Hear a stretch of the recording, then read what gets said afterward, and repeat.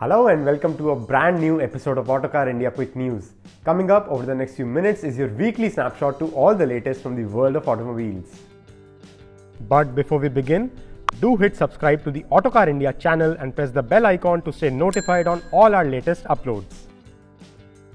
Let's start this week's news with Kia, which is gearing up to launch its fourth model for India, a 7-seater. Internally codenamed the Kia KY, the new model has been named Carens. The model will make its global debut on December 16th. The Carens will be based on the Seltos midsize SUVs platform but is expected to have a longer wheelbase and could be similar in size to its cousin from Hyundai, the Alcazar. Kia is referring to the Carens as a recreational vehicle, and it is expected the model will be pitched as an alternative to 3-row MPVs and SUVs in the market. Kia has teased some of the Carens' exterior styling elements such as the distinctive LED DRLs and tail lamps with a triangular light guide pattern. Spy pictures suggest the interior will get a high-set touchscreen infotainment system and a digital instrument cluster. The Carens will likely come powered by Kia's 1.5-litre petrol and diesel engines doing duty in the Seltos and Sonet, which will be offered in both manual and automatic transmission options. Maruti Suzuki is readying a mega SUV offensive for the Indian market. Set to launch in the next 3 years are nothing less than 5 SUVs from India's largest car maker. Some of these work-in-progress models are being jointly developed with Toyota and could see badge-engineered models getting rolled out under the Toyota nameplate as well in the Indian market. Maruti Suzuki's SUV onslaught will be kicked off by the new Brezza compact SUV slated for an introduction in early 2022.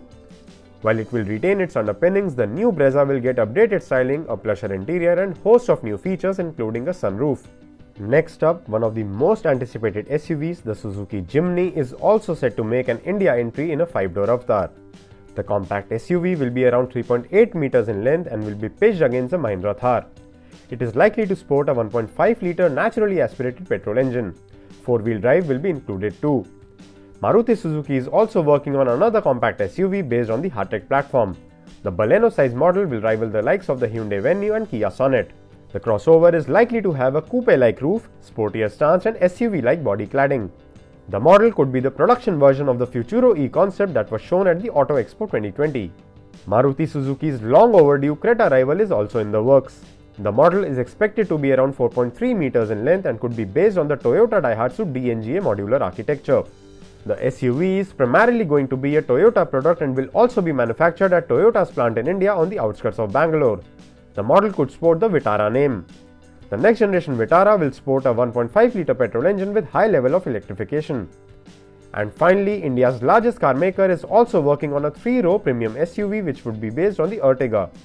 The new model could replace the XL6 and rival the Hyundai Alcazar. BMW is all set to launch its first fully electric model in India. With arch rivals Mercedes-Benz, Audi and Jaguar having already set their foot in the electric vehicle space in India, BMW is now gearing up to the assault with the launch of its all-electric iX SUV on December 13th.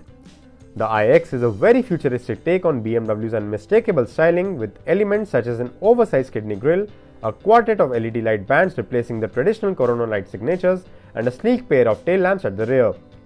Design highlights include frameless doors, fixed B-pillars, a fixed clamshell style bonnet and tapered glass house. The iX is built on a dedicated electric architecture and is more spacious than a like-size combustion engine model.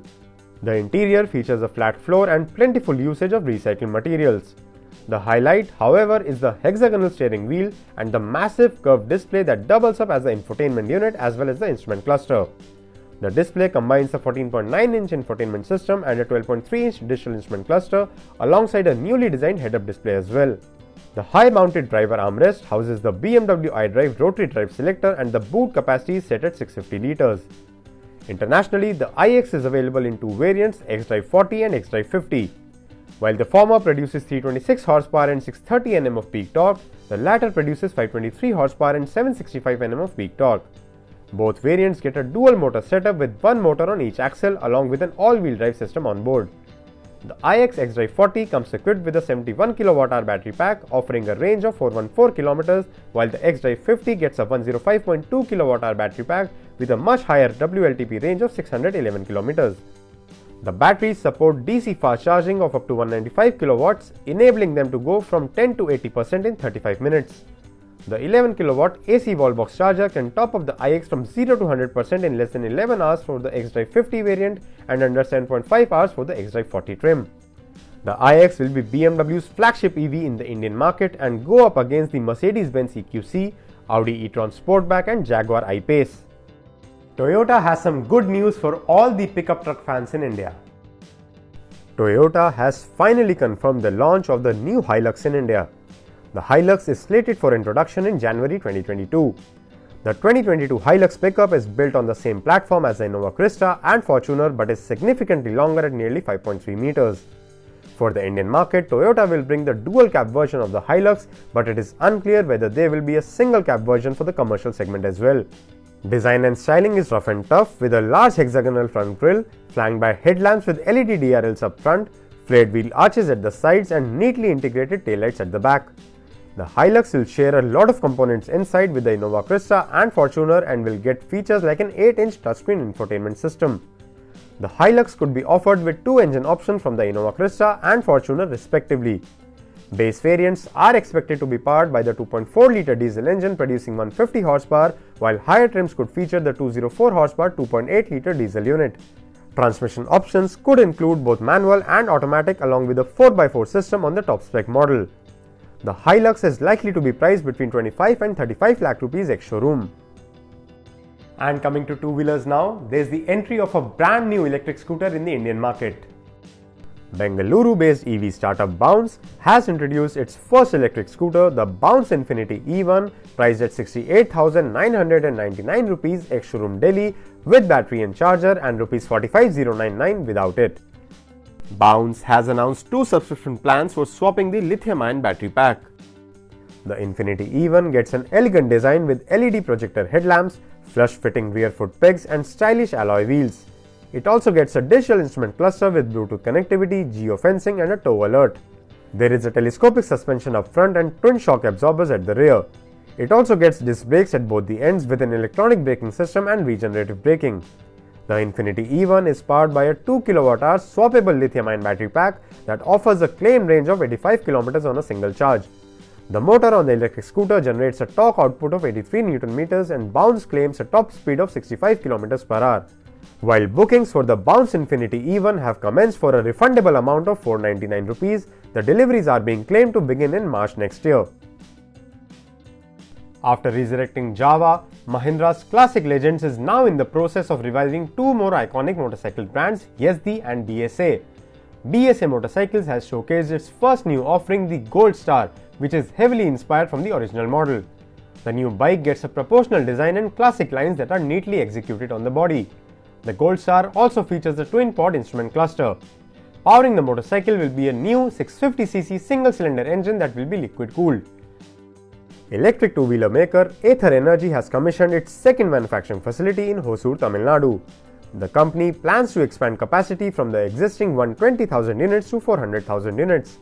The reason behind the expansion is the 12-fold growth in sales registered over the last 1 year, driven by state subsidies for EVs and rising petrol prices across the country. In line with production, Ather will also scale up its number of experience centers to 150 across 100 cities by March 2023. TVS has updated the RTR 204V with a new LED headlamp. The new headlamp features a less polarizing design for the DRLs than the ones on the RTR 164V. There are no mechanical changes to speak of, and the motorcycle continues to come powered by a 197.75cc engine that produces 20.82 horsepower and 17.25 Nm of peak torque. And finally, Ducati has revealed the updated version of the Panigale V4.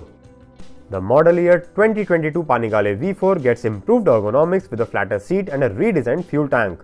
The TFT display now gets a track Evo mode that makes the tachometer more prominent.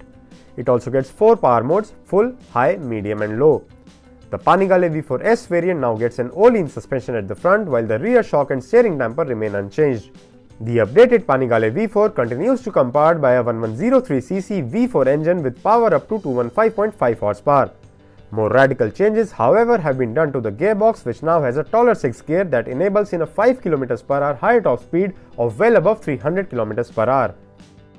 And that's all the news we have this week. Thank you very much for watching. See you again next week with more news and more scoops from the exciting world of automobiles. Till then, Keep enjoying Autocar India.